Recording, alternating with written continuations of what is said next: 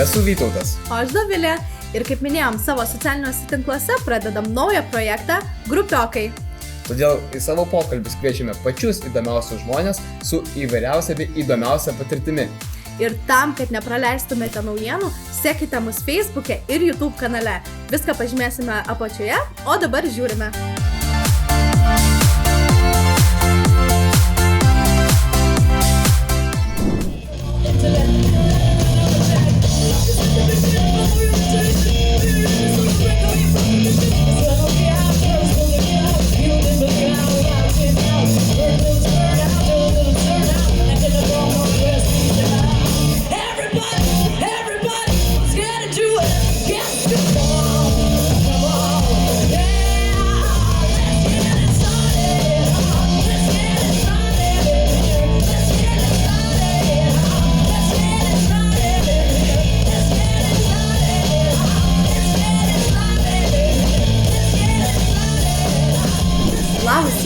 Labas, labai malonu, kad atvykai į mūsų podcastą.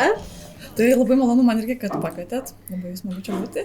Tai tradiciškai sakyčiau, galbūt Ieva galėtum truputėlį apie save papasakoti. Kas tu, ką veiki gyvenime ir taip toliau.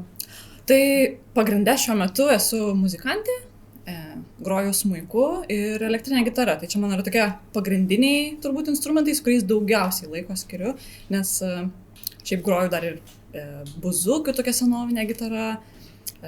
Yra tekę ir pianinu pagroti, bet čia tokie labiau kaip hobiai, nes mažiau tam laiko skiriu, bet jau pagrinde gal mane kas, jeigu ir žino, tai kaip smuikininkė arba gitaristė. Iš labai turbūt visokių įvairiausių skirtingų projektų, nes groju tiek iš tikrųjų tai groju labai nuo skirtingų žanrų, tai tiek nuo viduramžių muzikos iki roko muzikos, tai gali būti, kad vieni gali žinot mane iš vieno projekto, kiti iš kokio kito. Labai įdomiai skamba, o tai koks tau žanras pats labiausiai mylimiausias? Pats mylimiausias tai yra rokas, čia mano jau širdį tiesiog šitą muziką, bet šiaip ir klasikinė muzika man patinka ir popso esu tikrai nemažai pagrojęs ir man tai irgi yra smagu, kiekvienas žanras yra savaip gražus. Kiek laiko roko erdvėje groji? Nemažai šiaip irgi, dabar galvoju. Pirma grupė tokia roko, gal jau prieš kokius 8 metus gal įsikūrė, bet dabar su grupe Bloom, merginų roko grupė, mes grojam gal 3 metus. Tai šita grupė tokia gal rimčiausia iš roko srities, kurioje esu grojus. O kaip prasidėjo tavo visa karjera? Ar tai prasidėjo tiesiai nuo muzikos ir tu žinojai, kad tu to nori? Ar, sakykime, buvo kažkokių dvejonių ar pasvarstymų? Taip, dvejonių tai tikrai buvo, nes vien studijuoti nuėjau ne muziką. Pradėjau studijuoti Dailės akademijoje tekstilę. Tai čia iš vis buvo visiškas nukrypimas nuo to, ką aš iš tikrųjų norėjau daryti. Ir kažkurio momentu jau supratau, kad aš ne ten ir kad vis tik muzika mane labiau traukė. Bet iš kitos pusės tai muzika visą laiką mane lydėjo, nes aš nuo 1 klasės smuiką pradėjau mokytis ir visada kažkur grojau. Niekada muzikos nebuvau numetus visiškai, tai tikrai visada grodavau. Tai gaunasi taip dabar, rokas yra kaip, su gitara pati groja, taip, tai rokas yra kaip širdžiai, o jau smuikas yra kaip dušė, ne? Pamalonina. Bet ir daug visokių kitų dar, aišku, ten labai ten ir kvarteto ten minėjai, senovinės, visokias ten senoji tematika. Yra Four Strings, tai mes Four Strings grojam ir šiuolaikinę muziką, ir klasikos, tai mes grojam ir, pavyzdžiui, vestuvių ceremonijose, tai grojam ir bažnyčioje, tai galim ir tą tokią bažnytinę muziką pagroti, bet mes pasirinkom tokį pakankamai nišinį tokį dalyką, groti populiarią muziką ir perdaryti tokius hitus, kurių nieks nėra girdėję, kaip tai skamba styginių kvarteto atliekami, kad ir, visą laiką padarom Eurovizinę dainą, pažiūrėt, kaip jis skambėtų su styginių kvartetu. Tai, ir mes tuo turbūt esam išskirtiniai šitoj srity, nes nesam tiesiog klasikinis kvartetas, mes pabandom paeksperimentuoti šiek tiek. Kiek laiko reikia sukurti, gerai, išgirstat kažkokią populiarią muziką, tarkim, ir bandot pritaikyti smuikui, nesakykime taip, styginių kolektyvų styginiam, taip. Kiek laiko reikia sukurti kūrinį, kiek užtrunka? Tai įvairiai šiaip. Jeigu visi kartu susirinkę, prisėdam ir taip intensyviai padirbam, tai galvoju, gal per porą dienų galim padaryti. Tai, aišku, ten nesėdi nuo ryto iki vakaro, vis tiek susirinki vakare, kažkiek valandų pasėdi, paskui pamastai, turi vis tiek paklausyti, kitą dieną dar perdaryti, o kartais esam padarę ir labai greitai, esam kažkada taip labai norėjom labai greitai duoti tokį pavyzdį, kai buvo išrinkta Eurovizinė daina, tai mes jau kitą dieną padarėm savo versiją, kaip tai skambėtų su styginių kvartetu, tai ten labai jau greitai mes. Bet tada, kai su kolektyvu dirbi, susitinki, tai greičiau ir darbas vyksta. Šiaip pat kalbant apie styginių kvartetą, mes su Vytautu prieš podcastą kalbėjom apie tavo ir Four Strings pasirodymą Kazakstane. Šitas geras, kaip ten atsirado, ten Altajui atkurti. Almaty, jo, okei. Taip, tai mus ten pakvietė Lietuvos konsulatas, tai buvo kovo 11-osios minėjimas ir jie mus pakvietė ten atvykti pagroti, tai buvo labai įdomu, labai buvo šiaip smagi patirtis, nes jie ten mus pasitiko su tom ambasados mašinom, tai labai buvo geras. Tai dėl to labai buvo nebaisu ten keliauti tą kraštą, nes šiaip tai būtų nejauku šiaip sau. Kaip Vipus pasitiko, sėdot, nevažiavo taško su švyturėliais. Nu, be švyturėlių, bet ten vis tiek. Tai labai smagu buvo, kad mus ten pakvietė, nes šiaip ten nesugalvotum nuvažiuoti šiaip savo. O kaip ten buvo, tiesiog koncertas jūsų, ar ten kažkoks bendras? Ten buvo ir daugiau atlikėjų. Tai ten tiek ir iš Kazakstano, ten pačių vietinių šiek tiek buvo muzikantų, kurie prisidėjo ir buvo dar kiti keli muzikantai irgi iš Lietuvos atvykę. Tai ir mes to pačiu prie to, tai labai įdomi patirtis buvo. Čia tikrai pats tolimiausias taškas, kur esam groję. Norėjau ką tik klausti. Ar tai yra tolimiausias? Jo. Taip. Dabar jau tolimiausias tikrai visom prasmėm. Taip. O su Bloom koks tolimiausias taškas? Su Bloom, tai tik Lietuvoje kol kas esam buvę, bet būtų labai įdomu kažkur irgi pakeliauti. O tai nieko, gal po podcast'o, kaip sakėt, gausit pakvietimų irgi. Bet man klausimas, kaip spėt suderinti ir vieną veiklą, ir kitą? Reiškia, vis tiek yra kolektyvas, kur groja su smuiku, taip yra, kur roko muzika groja, ne? Nu, vis tiek kažkaip turėtų renginiai persipinti. Taip, čia tokia pati liūdniausia ta dalis, jeigu persipina, jeigu į tą pačią dieną, pavyzdžiui, gauni ir tą pasiūlymą, ir tą, ir tada dažniausiai tiesiog reikia, kur pirmiau pasiūlė, ten jau ir važiuoji, tai man tas labiausiai liūdna būna, jeigu persipina renginiai, bet repeticijas tai tikrai įmanoma suderinti ir man labai smagu yra, man pačiai šiaip labai greit nusibosta, jeigu kažką vieną darau, tai man čia taip labai fainai atsveria, kad padarai vienos veiklos, kuri yra visiškai vienos ryties, o paskui darai visiškai kažką priešingo, tai tu nuo to pailsi, tai aš galiu tai per dieną ir kelias tas repeticijas turėti, nes tai yra kaip labai skirtingas darbas, tu jau nepavargsti nuo jo, nes jeigu nuo vieną pavargsti, nuo kitą ir pailsi. Vienas kitą papildo šitos veiklos. Čia ir papildo gaunasi ir išsikrauni, žinai, vis tiek, tarkim, tu darai, kuri, sakykime taip, ir vienoje vietoje reikia su vienom mintim eiti, čia iš karto turi persiorientuoti jau su kitom mintim eiti, tai tikrai, manau, reikalauja įgūdžių stiprių, tokio ir persiorientavimo prasme. O kaip su X Factorium jums sekėsi? Ar irgi buvo kažkokia tai sumaištis tarp veiklų, ar sekėsi viskas, kaip sakant, sklandžiai, kaip sviestų patepta? Visko ten buvo, ten labai daug emocijų, ten ir streso baisiai daug, ten iš tikrųjų, kai neini su kolektyvu, tai ten viską pergyveni kartu ten jau, nes ten nebuvo, kad vien tik sklandžiai sektųsi, ten tikrai pergyvenom daug, aš man atrodo, ten tikrai subrendau tam X Factoriui visai kažkaip kiti ten. O kaip nusprendėt apskritai X Factorių? Kas paskatino? Buvo pakankamai šiaip, aš kaip dabar tą atsimenu, tai ten pakankamai taip spontaniškai buvo, man atrodo, viskas. Mūsų šiaip pagrindinė, tai man atrodo, mūsų būgnininkė Gertrūda, jinai suinicijavo tai, kad einam. Ir man tuo momentu atrodė, kad ojei, čia gal dar ne, dar man net baisu buvo, bet kažkaip aš tokia visą laiką mėgstu eiti ir rizikuoti ir eksperimentuoti. Nu gerai, tai ir nuėjom ir ten taip pakankamai buvo daug negalvota, neplanuota, kad ar čia eiti ar neiti, kažkaip labai ten staigiai nusprendėm. Ir pažiūrėjau jūsų pasirodymus, labai tokie užvedantys, tokie, žinai, atrodo.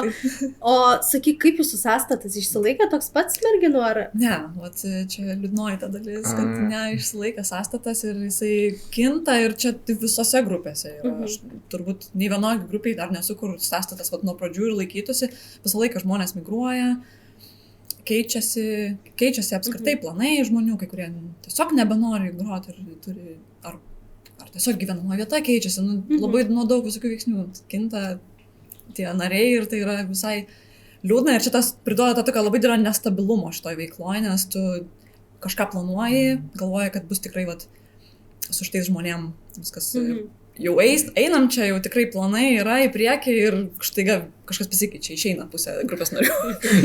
Tai tas, aišku, irgi sudėtingas momentas komandinių lygmenių, nes vis tau reikia mažo to, kad surasti, kas pakeisi, tai tau per viso to dar reikia pripras prie jo, prajausti jį, žinoti jo pliusus, jo minusus, nes muzika yra toks. Taip, ir dar blogiausia būna, jeigu nesusidraugauji ir nepavyksta su to žmogum susidirbti, tai būna ir taip, kad tenka tiesiog atsisakyti dirbti su to žmogum, nes nebelabai vertybės nesutampa bendravimas, kažkaip blogai jautiesi su to žmogum. Tai ir čia turi, tokias turi. Aš įsivaizduoju, tai toks, o kaip 4 string timas? Ten dabar atrodo viskas labai fainai nusistovėjo ir aš labai tikiuosi, čia yra ir tie žmonės, su kuriais dabar ilgiausiai tais grojam jau šitam kolektyve būtent ir kol kas kolektyvas atrodo kaip kumštis, sulipom visi ir susidirbom, bet tikrai iki to buvo irgi daug, kad tikrai to žmonių daug keitėsi ir kažkurio momentu irgi atrodė, kad keičiasi ir atrodo, tik kai susidirbam ir kažkas vėl nutinka, bet dabar jau metus, tai tikrai stabiliai su tais pačiais žmonėm ir atrodo, kad bus viskas gerai, bet kuriuo atveju. Tai jau sakai, susidirbat jau metus. Kokie artimiausi jūsų planai, sakykime? Ar turit kažką tai? Taip, turim tų renginių, nemažai iš tikrųjų rezervuojasi mūsų ir vasarai. Tai yra tokie planai. Tada turim idėjų šiaip savo susiorganizuoti koncertų apskritai, kad pakvies žmonės, kad tai būtų tokie. Nes dažniausiai mes grojam privačiuose renginiuose ir mažai turim tokių koncertų, kur gali bet kas ateiti. Tai šitą mes visai norėtumėm pavystyti, mūsų tokia viena dabar iš idėjų, kad šitą sritį irgi pavystyti ir pabandyti suorganizuoti koncertą, nes mes nelabai tos gal turim organizacinės tokios patirties, nes visą laiką mūsų dažniausiai samdo, kviečia į privačius visokius renginius. Bet jo, čia viena iš idėjų mūsų. Toks tikslas, netgi sakyčiau, kad prieiti prie to tokio.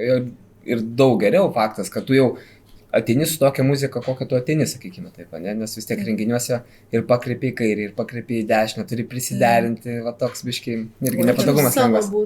Tai būtų labai smagu, kad mes irgi visokių dabar idėjų turim, ką mes čia norėtumėm pasiūlyti ir kažkaip tą toliau vystysim. Tai mes labai lauksim koncertų, pakvietimų. Aš tikrai buvau pasirodyme.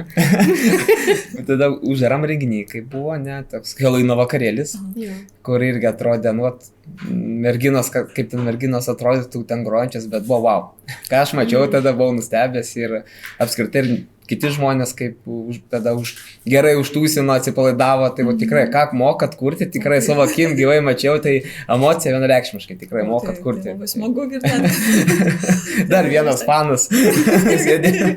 Tai labai smagu, tikrai mes labai stengsime ir išlaikyti tą energiją.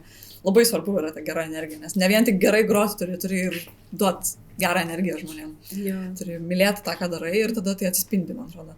Nes kai myli, ką darai, tave motyvuoja, vis tiek tavo energijos suteikia. Taip. O yra kas tau dar papildomai motyvacijos prideda šitam? Būtent muzikai? Oi, nežinau net.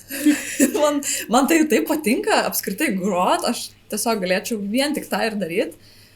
Man užtenka motyvacijos vien iš to malonumo, kurį aš gaunu grot. Man užlipu ant scenos, matau žmonės, tai man tie plojimai, man iškart tiek energijos. Aš vis laiką, tas adrenalinas, to streso duoda kažką tokio, kad tu iškart nori vėl grot. Tai kaip tonusą, ne? Taip, bet būna, jeigu daug koncertų yra taip smagu ir paskui, jeigu tų koncertų yra kažkoks tarpas, kai jų nebėra, net depresija tokia užeina, toks liūdesys, kad ir taip norisi jų vėl taip. Jo, man patys koncertai duoda tos energijos kiek tik nori. Mes kalbam apie energiją, apie tonusą, apie viską, ne. Bet apie pasisekimus, sakykime taip, bet kas labiausiai buvo tokios, toks nepasisekimas, nepavyko, tarkim, viskas renginys suplanuotas fainai, bet nepasisekė. O čia galvot net reikia. Žinau, ar buvo tokių, kur ten labai nepasisektų kas nors. Čia galbūt ne jūs, galbūt tiesiog pats. Kažkaip situacija tarkim sudėliojo. Šiaip esam, atsimenu, buvę vestuvėse, kur pusė svečių kažkodėl neatvažiavo. Buvo toks atvejis labai keistas, kur tiesiog tokai pustuštį vos nesalėje grojom ir mums tada ten kažkaip pasakė vedėjas, kažkaip čia 60 žmonių neatvyko tiesiog. Tai buvo labai kažkoks toks keistas atvejis, tai ten buvo labai keista atmosfera groti, nes tu groji ir matai, kad kažkas čia įvyko, bet mes nežinom jokių detalių, bet toks buvo vienas iš įsimintesnių, kad... Giminės susipyko, gal kažkas įvyko. Kažkas tai buvo, tai va toksai buvo įstrigęs momentas, kad mums net šiek tiek bandėm ten mes jau su tą visą energiją irgi suteikti, kad mes čia smagiai kuo labiau ten pakeltą atmosferą, bet matai, kad žmonėm kažkas net tas net galvoja, nes kažkas įvyko pas juos. Visokių dalykų, aišku, nenumatysi visko vienareikšmiškai situacijų. Tai va čia, tokia čia ir jo, čia jau ne iš jūsų pusės, sakykime. Tai. Turiu, kad iš mūsų pusės. O pats geriausias, sakykime, įsimintiniausias arba šmaikščiausias renginys, kurį turėjot? Bet čia reikia pagalvoti. Kur auditorija buvo, ta prasme, wow, ta prasme, net ne kiek jūs, kurie jūs užkūrė, sakykime. Tai.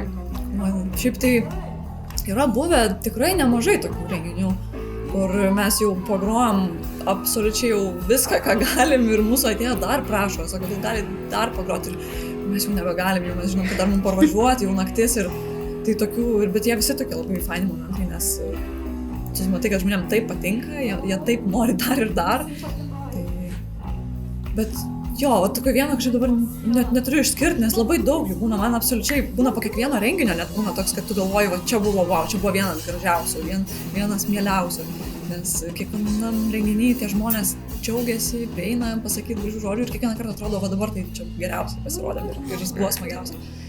Vat aš turiu dar klausimą tokį po X Factoriaus. Ar buvo toks momentas, kai jūs, sakykime, sužvaigždėjot, ar ten žmonės per daug dėmesio pradėjo rodyti, kad, toks, pasijautė jums pačioms? Ne, šiaip man tai tikrai nepasijautė. Labai buvo smagu, kad tiesiog gavom tikrai daugiau pasiūlymų ir čia yra labai geras startas kaip grupiai. Tu tikrai, jeigu pradėjai grupę, tai startui tokie dalykai kaip X Factorius, tai labai padeda, nes tada tikrai to dėmesio tai gavom. Bet kad sužvaigždėt, tai gal netokiam lygiai dar buvo, kad jau net sužvaigždėt, man atrodo. Dar bent jau aš to nepajutau, nežinau, kaip ten kolegiams mano. Nebuvo taip, kad skambinkite mano vadybininkui. Nežinau, pažiūrėsiu į grafiką. Šiaip, vadybininkui reikėdavo skambinti, čia jau tiesiog reikėdavo tartis per vadybininką, ten su sutartim vis tiek, bet ne, taip, kad nebuvo. Dar man, nežinau, gal man ir labai patinka tas dėmesys, kad aš nebuvo taip, kad mane jau jisai jau ten būtų jau jo per daug, kad aš jau net ten sužvaigždėčiau. Man jo buvo pakankamai to dėmesio, kad aš jau galėjau ir mėgautis ir man nemanau, kad mane taip pakeitė. Neteko vaikščioti su akinukais, kepurės, skrybelėjus ir prisidengus, kad nieks neatrastų, nepamatytų. Ne, jaučiu, kad gal ir apskritai žmonės nėra tokie labai drąsūs prieiti ir net ar ten net jeigu ir kažkaip čia Lietuvoje apskritai, manau, labai ramu. Net jeigu gal ir atpažįsta, tai ten nieks tavęs nepuola labai kalbinti. Mes tokie nesam fanatikai iš tikrųjų, kas lietuviai tokie supranta tą atstumą, ribą jaučia, kad žmogus... Gal iš toli pamojuotų, manau, lietuviai, bet... Taip, yra buvę, kur ten paminė, kad čia jūs šypsa, bet taip labai... Ramiai. Jo, labai yra, kur ten gal ir nusifotkinti ateidavo, bet labai ne per daug, tikrai nėra žmonės turbūt fanatikai iš tų dalykų čia Lietuvoje. Ar yra planuose kažkoks kitas projektas panašus į X Factorių? Nebuvo mano klausimai. Nežinau, taip šonį. Aš tą patį norėjau iš karto, jo. Dar, taip pat, kad planuose tai nėra, bet aš labai norėčiau, man tai patiko, aš visai išbandyčiau, ką nors, aš šiaip labai norėčiau, mano viena iš svajonių, tai yra kada nors Eurovizijoje sudalyvauti, tai tikrai... Tai galbūt kitais metais? Eičiau. Jei tik tai pavyks parašyti labai gerą dainą. Tai būtų labai smagu. Aš balsuosiu, jeigu... Iš anksto mes. Super.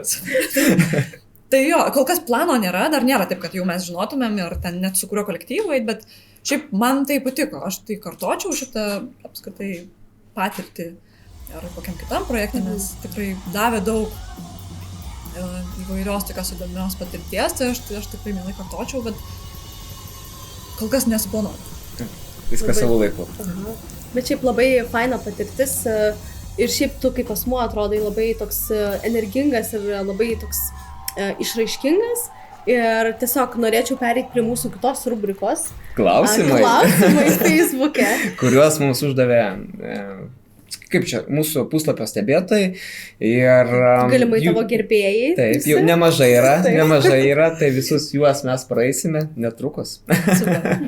Na ką, kaip ir minėjom, pereinam prie kitos rubrikos mūsų sekėjų komentarai. Taip. Tai pradėsim nuo Lino. Tai Linas norėjo pirmiausiai teiginį tokį pasakyti, kad Ieva atrodo labai sėkmingas žmogus. Mes, kaip sakant, matom tai. Ir klausimas jo būtų, Ieva, kaip manai, kokie yra 3 pagrindiniai veiksniai, kurie lėmė tavo sėkmę gyvenime? Čia toks turbūt sudėtingiausias bus klausimas. Visų, man atrodo. Aš manau, kad vienas iš tokių tikrai svarbiausių dalykų sėkmiai tai yra optimizmas, nes jeigu optimistiškai mąstai, tai tu ir nebijai imtis, nes aš dažnai matau, kad stabdis didžiausias pas mus gyvenime yra, kai tu bijai, kad nesigaus, save stabdai, kad o gal nepavyks, o gal nesigaus, tai manau, kad labai reikia viską apversti ir savo visą laiką sakyti, o jeigu gausis, o jeigu man pavyks. Tai aš manau, kad turbūt aš turiu tau optimizmo nemažai, kad aš visą laiką rizikuoju ir einu ir tai, sakykim, taip, optimizmas yra tavo tas toks raktas į sėkmę.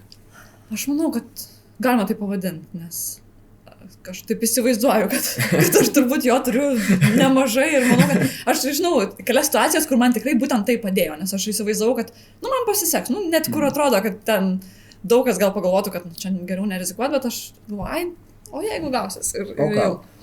Labai, labai sakyčiau, tokia stipri savybė, kad tu tiesiog eini į priekį, net negalvodama, galima sakyti, taip? Dažniausiai taip. Svarbiausia daryti, ne? Taip, man, čia vienas iš tokių, dar galvoju, gal vienas irgi iš dalykų, kad man, aš nežinau, čia gali būti ir bloga savybė, gali būti ir gal gera, tame, kad man labai greit nusibosta šiaip dalykai ir aš labai nemėgstu rutinos, nemėgstu daryti to paties, dėl to aš stengiuosi imtis vis kažko naujo ir aš dėl to imuosi naujų projektų ir nebijau savęs iš to tokio komforto zonos išsispirti, tai manau, kad čia irgi viena iš savybių, kad man nebaisu tą padaryti irgi. Jo, gal dėl to ir atradai tą, sakykime, sferą, kuri tave tenkina, kuri tave, kaip sakant, džiugina. Taip, nes manau, kad tikrai nemažai žmonių turbūt būtų net nebandę, nes tai yra ir baisu, pradėti kažką naujo, eiti ir dar ypač tokiai sferoje, kur tu turi atsistoti prieš daug žmonių ir ką pagalvos, ką pasakys, ten ir taip toliau, kitiem tai rūpi tokie klausimai. Ir šiaip manau, Lietuvoje yra sudėtinga kažkaip tai prasimušti arba bandyti prasimušti, tai ta drąsa, tai manau, tikrai labai daug duoda. Taip, tai aš manau, kad irgi man patarčiau tikrai žmonėm šitos tokios taisyklės vadovautis, kad negalvot, ką kiti pagalvos, nes galiausiai tai niekam nesvarbu iš tikrųjų, ką kiti pagalvos ir dažniausiai niekas ir negalvoja. Blogas atveju pamirš greitai. Taip, o dažniausiai tai niekas labai ir negalvoja. Aš pastebėjau, kad labai daug žmonių galvoja, kažką, ką kiti pagalvos. Bet niekam nelabai, visi apie save realiai galvoja. Niekas nelabai ten žiūri, ką tu veiki ir ką tu darai. Okay. Eikime toliau prie Ligitos matau klausimą. Ieva, kada ir kaip tu supratai, kad nori sieti gyvenimą su muzika? Ar sulaukia artimųjų palaikymo, o gal atvirkščiai? Tai palaikymo tai tikrai sulaukiau, nes vien tai, kad mano tėvai jau mane į muzikos mokyklą vedė ir aš tikrai manau, kad ten buvo momentų, kai aš net nenorėjau, bet mane vis tiek vedė. Tai čia buvo didžiausias palaikymas, kad eičiau ir vis tiek tą muziką išmokčiau, tai čia man yra... čia tikrai buvo toks gyvenimą keičiantis dalykas, kad aš vis tik ėjau į tą muzikos mokyklą ir buvo tas palaikymas, kad aš ją baigčiau, nes pati nebūčiau gyvenimą sugalvojus, būdama pirmoje klasėje, kad aš to galiu norėti ir kad man tai bus naudinga kažkaip tai. Ir taip, visi draugai, kurie ateina į koncertus, kiekvieną kartą, kai ateina, tai yra toks palaikymas, taip smagu, kad jis ten pasako kažką gražaus po koncerto, tai kiekvienas toks dalykas, toks didžiulis palaikymas. O kada supratau, tai šiaip, man atrodo, aš visą laiką tą žinau. Man atrodo, aš net pirmoje klasėje, kai reikėjo nupiešti, kuo tu nori būti užaugęs, tai aš, man atrodo, piešiau save kaip smuikininkė. Man iš karto atrodė, kad aš tai būsiu smuikininkė. Man nuo pat kiek atsimenu. O gal tu kažkur tai pamatėjai, kad tave taip įkvėpė būti smuikininką, ar neatsimeni šitą? Ne, aš manau, kad aš iš vis apie tai sužinojau tik kai mane nuvedė į muzikos mokyklą ir man iš karto davė smuiką ir aš pradėjau groti. Ir mane, gal mano smuiko mokytoja mane įkvėpė irgi, nes jinai vis tiek taip mokė, kad ta meilė ir išliko smuikui. Nes žinau, kad yra tokių mokytojų, kurios gali tik atmušti ir vaikai ten gyvenime nežiūrės paskui, bet man tai padėjo ir aš visą laiką kažkaip tai net baigiau muzikos mokyklą ir man net liūdna buvo, kad baigiau ir aš iškart ieškojau, kur čia dabar aš galiu groti. Gerai, kitas klausimas bus nuo Birutės. Ieva, kokios emocijos buvo dalyvaujant X Factoriui, kas patiko, o gal nepatiko? Taip, tai emocijų ten buvo visokiausių, ten ir džiaugsmo buvo, ir ašarų, ten visko buvo, tikrai ten streso daugiausiai turbūt buvo, bet man labai patiko tai, kad aš ir išmokau susivaldyti su stresu, kad tenai. Tokia gera mokykla. Taip, aš manau, kad po to X Factoriaus aš jau galvojau, nežinau, ar dar aš kažko bijau dabar, aišku vis tiek kažko bijau, bet ten buvo labai gera streso dozė ir toks susivaldymas, kaip valdyti tokias stresinės situacijas, ypač, kad ten labai daug buvo tiesioginių eterių, kur tu tiesiog turi taip susikaupti, tom 2 minutėm, kol tu pasirodai. Tai tas man patiko, daug ką išmokau, man labai patiko, kad patirties gavau labai įvairios ir labai daug ir patiko tai, kad ten tikrai yra darbas su daug profesionalų, iš kurių gali daug ką išmokti. Man nepatiko, gal tai, kad buvo daug neigiamų komentarų. Jau tie, kurie jau pikti gyvenimų, jau nepatenkinti. Taip, šitą susidūriau turbūt labiausiai, pirmą kartą, pabuvus X Factoriui, atsidariau ten paskui ir į tos komentarus, ar ten Discordą atsidariau ir buvo, wow, čia antiek žmonės pikti. Sėdi ant sofos kažkur tai, nepatenkinti gyvenimu, pikti, nenusisekiai, sėdi ir turi veiklą. Taip, dabar tai juokinga. Aš dabar kai kuriuos tas komentarus prisimenu, man tai net juokinga, ten visokių tokių buvo, kur... Tarkim, dar nelabai norėtum dalintis. Ten Moneskinai iš AliExpress.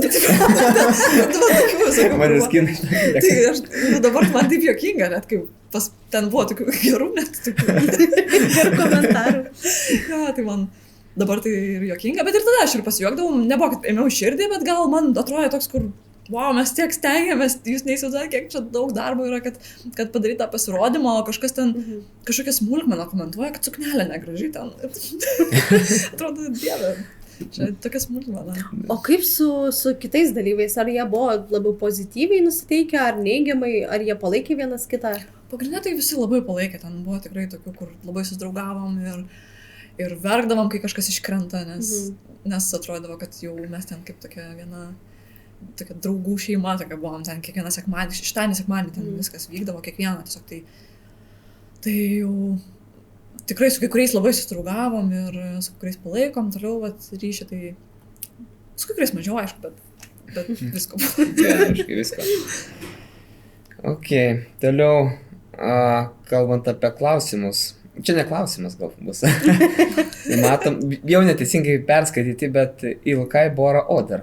Taip pat sveikinu mano meilę, išversiu čia jau iš anglų kalbos. Aš lauksiu šito podcast'o. Nekantriai. Tai va, mano meilė klausimas. Kas čia yra atsakymas, thank you, my amore. Taip, tai čia mano vaikinas, mano meilė.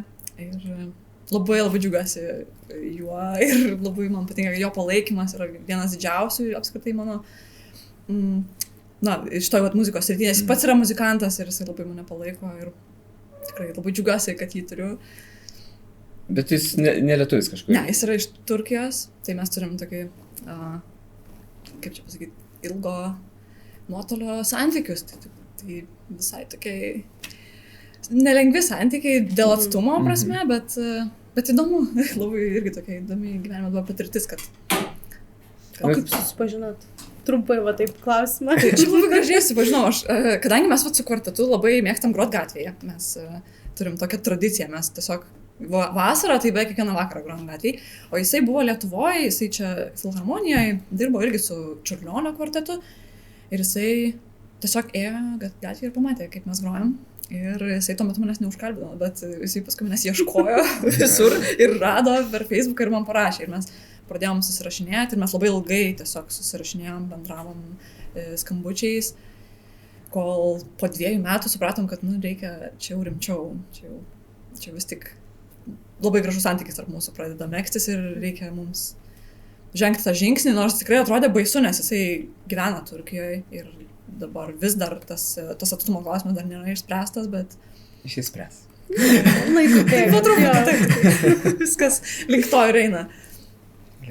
Gerai, kitas klausimas būtų, kaip susibūrėte į vieną nuostabią komandą, ar būna sunkumų komandoje? Čia Inesa klausia. Taip, tai kiekviena komanda labai įvairiai susibūrėm, šiaip dažniausiai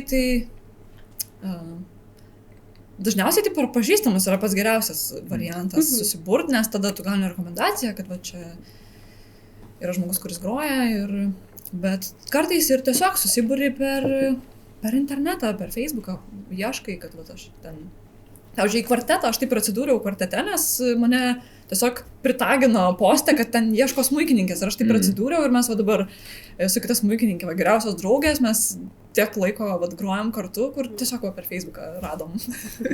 Tiesiog paprastai. Facebookas irgi gerai. Labai, labai gerai čia yra ir... kaip ten tas klausimas turbūt buvo kažkaip. Kaip susibūrėte į vieną komandą ir ar būna sunkumų? Taip, tai sunkumų, aišku, būna, nes kiekvienas žmogus labai skirtingas ir yra labai... kartais galvoji, kad bus labai lengva, surasi žmonės ir grosi ir bus viskas tobulo, o iš tikrųjų tai kiekvienas su savo skirtinga nuomonė, ten ir pasipyksti ir tikrai absoliučiai visuose kolektyvuose yra pykčių, tai nereikia įsivaizduoti, kad tu turi grupę ir būsit čia tobuli draugai, nes vis tiek bus problemų, bus pykčių ir turi išmokti su tuo kažkaip susitvarkyti. Vis tiek kiekvienas žmogus turi savo nuomonį tam tikrą, tarkim, klausimą.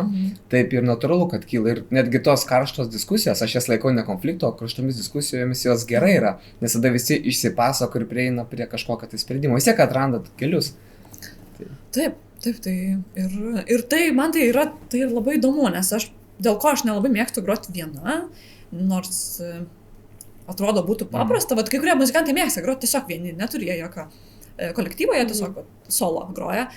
O aš to nelabai mėgstu, nes man taip patinka įvairių žmonių nuomonės, kad tu kažką išmokti, tu eini groti ir tu nedarai vien tik tai, kad tu vienas nori ir viskas, tu gauni kitų žmonių pasiūlymus. Tu turi daryti kažką, kas tau ir nepatiks, bet tu per tai išmoksti kažką naujo, tu perlipi per save, tau gal kažkas pasako idėją, su kuria tu gali visiškai nesutikti, bet tu turi prisitaikyti, nes žinai, kad kolektyvas taip nori dabar. Ir galiausiai tu supranti, kad gal ir yra buvo idėja ir tu taip išmoksti kažką naujo. Tai dėl to man labai patinka groti kolektyvuose ir visokiuose. Ir tie visi pykščiai, tai net kartais dar įdomiau priduoda tokio smagumo. Prieskonį tokį. Įdomus klausimas. Iš karto net su juoku, ne? Tai kaip atrodo tavo įprasta diena? Aš bandau įsivaizduoti, kaip pats atsakyčiau šį klausimą.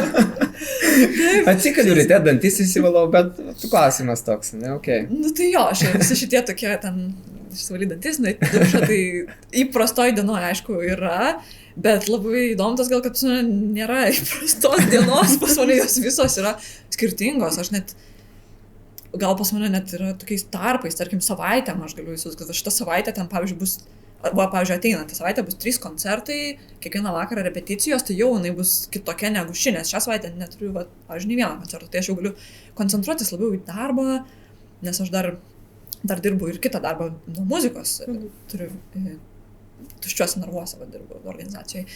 Tai tokios savaitėm, kai nėra, pavyzdžiui, muzikinių darbų, tai aš galiu tiesiog koncentruotis į savo praktikuotis namie, parepetuoti kažkiek, paskaityti knygą, kokią nors galiu. Tai yra tokių raminų savaičių, yra savaičių, kuri bus sekanti, kur aš žinau, kad aš nei pavalgyti nespėsiu, nei nieko nespėsiu. Aš tiesiog bėgiosiu visur ir reikės ir namie repetuoti. Tai vieną instrumentą paimti, kitą instrumentą, tai vieną koncertą, paskui iškart į kitą koncertą. Tai neleidai savo fotolę sėdėti ir žiūrėti Netflixą. Oi, šito tai aš nežinau, kad aš paskutinį kartą kažkokį filmą savo leidau pažiūrėti, nes tam nėra iš vis laiko. Kai čia man akmuo daržas. Šiaip labai norėčiau, būtų labai smagu. Kas tai yra? Filmai. Aš esu žiūrėjus serialus ar filmus kokią žiemą, kai nelabai sezonas ir sausį ten kokį, galima tą padaryti, galima surasti. Tai jau turėjai tą sezoną savo filmų žiūrėjimą? Taip, turėjau, bet buvau irgi dabar mėnesį Turkijoje ir tenai grojau tiesiog. Tai irgi vėl kitaip, nes aš tiesiog, visiškai ta rutina išsimuša, nes aš išvažiavau į kitą visokią apskritai šalį ir tenai grojau viešbučiuose, dabar vėl grįžau, vėl čia viskas persidėliojo, taip, tos dienos, man labai tas ir patinka, aš ir nenoriu turėti tokios rutinos ir vienodų dienų ir pas mane jos kiekviena diena yra visiškai skirtinga, kartais ta diena trunka 2 paras, nes nesibaigia niekaip, tai va. Atsakyti tą klausimą. Nuoširdžiai, sakai. Keliavom toliau. Tai matau, kad Rolanda uždavė netgi 2 klausimus tau. Tai Ieva, ar tau lengva dirbti meno srityje, kur, tarkime, gali nebūti finansinio stabilumo ar pilno patogumo? Tada ar galbūt tau taip gerai sekasi, jog net nereikia rūpintis šiuo klausimu? Aha, tai jo, šitas finansinis nestabilumas yra turbūt baisiausias dalykas šitoj srityje. Kad ir kaip viskas gražu, linksma ir smagu, kad ir kaip džiaugiuosi aš būdama šitoj srityje, bet tas finansinis nestabilumas, jisai visada sukelia šiek tiek tokio, nes vieną mėnesį tu turi darbo, kitą mėnesį ne. tai būna tikrai dažnai, bet gal aš galėčiau sakyti, kad man šitoj srityje jau sekasi, nes aš pakankamai turiu daug rezervacijų į priekį ir aš bent pusę metų taip jaučiuosi visą laiką į priekį, kad tikrai viskas bus gerai. Nes... šioks toks garantas tai yra, kad čia gaunasi nepilnai stabilų, tarkime, bet pusiau stabilų jau. Tai tas tokį jau turi. Aišku, kaip ir girdėjau, tenka ir dirbti dar darbo dienomis, sakykime, taip, ne tenai darbe. Taip, čia irgi toks iš dalies tokia atsvara, kad man irgi paįvairinti savo dienotvarkę. Nes man vien tik grot, tai irgi aš nežinau, ar aš taip jaučiausi labai jau save išpildžius pilnai, jeigu vien tik tokio pramogų sferoje dirbčiau, tai gal irgi šiek tiek man jaustusi, kad kažko man trūksta gyvenime. Tai dėl to turiu šitą darbą tuščiuose narvuose, kuris toks labai prasmingas ir labai gražus dėl gyvūnų. Tai man tas yra labai faina atsvara nuo to, kad aš ne vien tik tai pramogų pasaulyje esu ir vien tik linksminuosi, bet kažką duoda dar. Taip, man šitas dalykas labai tokios prasmės priduoda ir aš kažkaip labai gerai jaučiuosi, kad turiu dar tokią sferą kitą. Tai žodžiu, subalansuoji savo gyvenimą vis tiek kažkaip tai. Taip. Man tai labai įdomu klausytis, nes labai įvairus žmogus. Taip atrodo ir su gyvūnais, ir rokas, ir smuikas, ir visas judesys pilnu tempu iš tikrųjų. Taip labai persimenu, bet labai fainai, kad yra tokių žmonių apskritai. Nežinau, kaip būtų galima man kitaip, ypač dabar, nes aš jau kai taip esu įpratus jau prie tokių kontrastingų veiklų, tai ten, kartais būna, kad tikrai aš ten po koncerto iškart į ofisą atvažiuoju, jau ten persirengiu visiškai ir viskas taip, paskui vakare į roko koncertą reikia eiti. Tai pas mane kartais mašinoje 3 skirtingos aprangos, nes ten mišiuose pagrojau, paskui ten ofise buvau, paskui į roko koncertą. Po mišių į roko koncertą. Tai jo, kartais tik būna tokių, kurie tai aišku taip susimeta viskas į vieną, bet... Ir tai yra gerai. Tai yra gerai, reiškia. Man tai labai patinka. Na, toks klausimas. Pauliaus klausimėlis. Kas nustebino labiausiai karjeroje ir kas buvo lengviau netikėtasi ir kas buvo sunkiau netikėtasi? Čia gal tokius 2 akcentus žmogui. Vieną ir kitą. Taip, kas lengviau netikėtasi, tai aš manau, kad pas mus Lietuvoje visai lengva, būtent šitoj srityje yra tai, kad mes esame pakankamai maža šalis ir netiek daug yra tų muzikantų, tai aš manau, kad lyginant su kitomis šalimis, tai pas mus visai lengva yra susipažinti su labai daug žmonių ir su šita sfera ir tu tikrai pagroji keliuose projektuose ir tu jau pažįsti beveik pusę muzikantų Lietuvos. Yra toks tikrai, kad paskui tu pagroji ir tu matai, kad tu jau pakankamai daug pažįsti, tu jau ir tos konkurencijos gal netiek daug yra. Tai va čia yra tas toks, kur tai yra biškai lengviau negu tikėjausi, nes tikrai matau, kad netiek daug pas mus yra konkurencijos ir netiek daug tų muzikantų. Tai drąsiai dabar gali padėti žmonėm, kurie sėdi ant sofos kažką, užmetė tokį kabliuką, kad galima startuoti. Tikrai galima, nes tikrai tas... Ir tai nėra taip sunku, kaip atrodo. Tikrai man tai atrodo, kad aš pakankamai greitai pradėjau grot didesnėse scenose, kažkaip taip greitai vyko tas šuolis, kad tai nebuvo taip sunku. Dar buvo klausimas, kas sunkiau, negu tikėtasi. Jo, kas sunkiau negu tikėtasi. Sunkiau. Nu, vat, mane labai iš tikrųjų tas nustebino, tas nestabilumas, ne finansinis, šitas tai aš žinau, kad čia tai bus, bet žmonių prasme, kad taip lengvai grupės nariai išeina. Šitas mane nustebino iš tikrųjų kažkurio momentu, nes man atrodė, kad wow, kaip mums sekasi, mes čia grojam, mes čia sėkmingos, ten, pavyzdžiui, su merginom ir išeina iš grupės. Ir mane tas biški nustebino, nes man atrodė, kad aš gal pati taip lengvai, ne. Gal vizijos ilgalaikės nematė savy tokios viduje. Gal jo, tai man čia pasirodo sunkiau, nes tai vienoje grupėje išeina, tai kitoje ir tu matai, kad apie tai nepagalvojau, kad tiek daug reikės sėdėti prie to paties, nes vis žmonės keičiasi ir tu negali, tu atrodo jau sugalvojai projektą, jau čia mes einam ir išėjo ten kažkuris narys ir tu vėl stringinės turi surasti, kas jį pakeis ten. Tai va.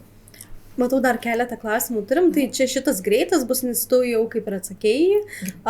Groji ir kuri įvairiose skirtingų stilių projektuose. Nuo viduramžių muzikos iki roko, kokį muzikinį arba kitokį meninį projektą dar norėtum įgyvendinti ir kurio dar nedarei ir neturėjai laiko. Taip, tai čia manau, kad aš dar niekada neturėjau tokio projekto, kur pati kurčiau muziką, taip nuo nulio. Aš tikrai visur prisidedu, arba kažkieno jau parašytą muziką groju, arba tiesiog prisidedu savo tik tai kažkokią dalimi prie kūrybos, bet dar niekada taip nekūriau absoliučiai pati muzikos. Tai čia yra dalykas, kurį labai noriu padaryti ir tikiuosi, kad padarysiu, kad kažkada kursiu grynai vien tik savo muziką. Kaip sakant, reikia garsiai svajoti ir tada pildosi. Taip. Ir matau paskutinis klausimas, tai kuri patirtis tavo karjeroje buvo pati įsimintiniausia? Įsimintiniausia, tai manau, kad čia vienareikšmiškai bus tai, kad pagrojau su Mamontovu, jo areniniuose koncertuose. Tai čia buvo tiesiog, tai tiek scenos prasme buvo didžiausia patirtis, tiek muzikantai, su kuriais teko man pagroti, tai yra man tiesiog iki dabar tai buvo taip įsimintina ir tas jausmas stovėti tokioje didelėje scenoje prieš tiek daug žmonių. Iki dabar aš atsimenu tą momentą, kaip aš stoviu ir žiūriu ir galvoju, wow. O gal mums reikėjo šis kalbėti ne apie X Factorį, o apie kaip atrodė visas tas programimas su Mamontovu. Čia buvo labai šiaip irgi gražu ir įdomu. Čia buvo tokia viena tikrai įsimintiniausia patirtis. Mes tikim, kad tikrai bus daugiau tokių įsimintinų. Labai tikiuosi. Aš savo tada taip pasakiau, aš stovėjau ant tos scenos ir sakiau, aš čia grįšiu, aš turiu čia grįžti, man čia taip faina. Gal tavo solinis koncertas bus? Gal. Gal vieną dieną. Viskam savas laikas. Tai turbūt ačiū labai tau už pokalbį. Tikrai labai daug apie save atskleidai. Dar kartą tau labai dėkingi. Ir dėkingi visiems, kurie stebi, žiūri. Palaikykit mus, dalinkitės, komentuokite ir svarbiausia, prenumeruokite. Ir ką dar padarykite? Ir pasiekite tiek Ievą, tiek mus, ir YouTube kanale, ir Facebook kanale. Ir kaip sakant, ačiū Ieva dar kartą. Buvo labai malonu. Ačiū tikrai, kad pakvietėt. Buvo ir man labai smagu. Tikrai.